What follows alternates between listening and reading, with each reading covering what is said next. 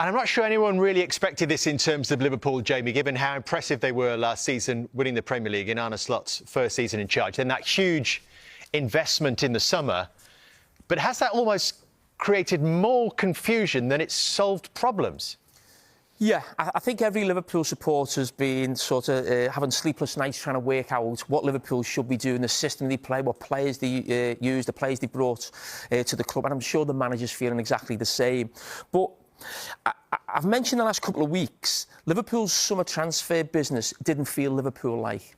It felt Real Madrid-like in terms of actually going to buy the most expensive players or the best players on the market in the positions that you want and paying top dollar. Now, what we saw yesterday was Ekitike, who's been Liverpool's best signing, on the bench, and Wirtz on the bench. Now, I think Gary will know this better than me, but when you spend that type of money on players, the people who've spent the money on, they want to see that money on the pitch. You know, and that's a big problem got that for money, them. did you? I haven't spent any money yet. Made a huge profit, just for the record. I mean, have you had a situation Yeah, so like we did have it. It's very different, obviously. But when I was at Wolves, we did a lot of work. We had some real success in our first season playing Mario Lemina and João Gomez as a two. And then in the summer, we made Mario Lemina captain. And then 10 days or 2 weeks, 3 weeks later, Andre arrives from Brazil. Top signing, top midfielder. Loved him to bits. But now we have this conundrum of I've got my captain, who plays centre midfield.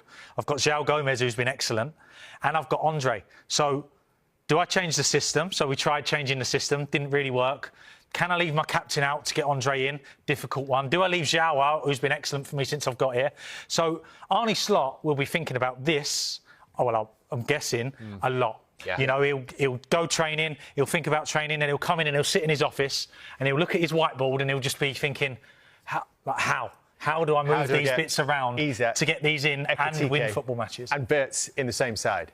I was probably one of the few people who wasn't big on Isak coming into the club because I thought it would be a problem when you buy a guy, Ekitike, for 80 million and another guy for 125 million. And it's not actually good for Isak having Ekitike on the bench because he's always looking over his shoulder. He can never relax. He knows if he hasn't done something in the first hour, he's probably going to come off. Now, I think Arne Slot, as you're saying, how can he get the two of them on the pitch? I think he's got to find a way, not every week, of getting the two of those players on the pitch. Like then? Let's have a look. Well, listen, I'm thinking of the big money signings who were on the bench at the weekend, and namely Wirtz. So I'm trying to rack my brains as well as a Liverpool supporter what Liverpool could do. Now, I've took Gakpo out there. Ruthless. Yeah, but listen, he played really well yesterday, and Szoboszlai would find a place somewhere in the team, but we're concentrating specifically on this attack.